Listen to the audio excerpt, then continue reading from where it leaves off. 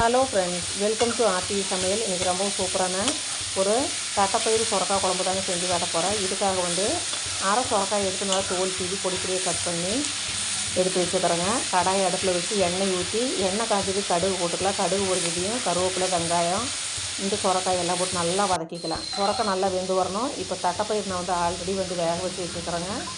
இது அப்படியே இருக்கட்டும். இந்த சுரக்காய் இந்த அளவுக்கு நல்லா வதங்கி வரணுங்க.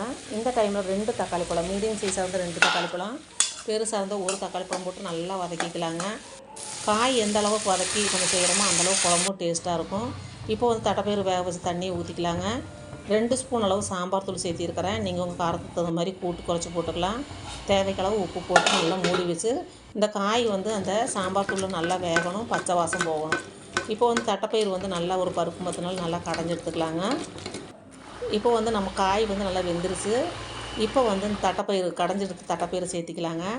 இப்போ இதுக்காக ஒரு மசாலா அரைச்சிக்கலாம். 2 கைப்பிடி தேங்காய் பூ, 1/4 ஸ்பூன் ஜீரகம், 5லேருந்து 6 பல் பூண்டு போட்டு நல்லா அரைச்சி இந்த கொதிச்சுட்டு இருக்க குழம்புல ஊற்றி நல்லா பச்சை வாசம் போகிற அளவுக்கு கொதிக்க வச்சு இறக்கி வச்சுட்டோம்னா சூப்பரான குழம்பு ரெடி.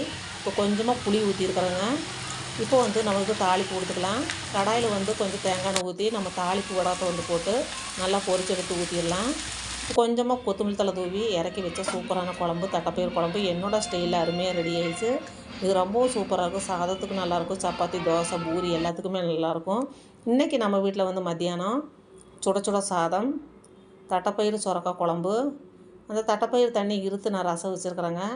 ரொம்ப சூப்பராக இருக்கும். அப்புறம் முருங்கைக்கீரை பொரியல்.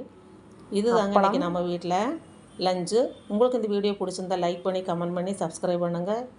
நன்றி, வணக்கம்.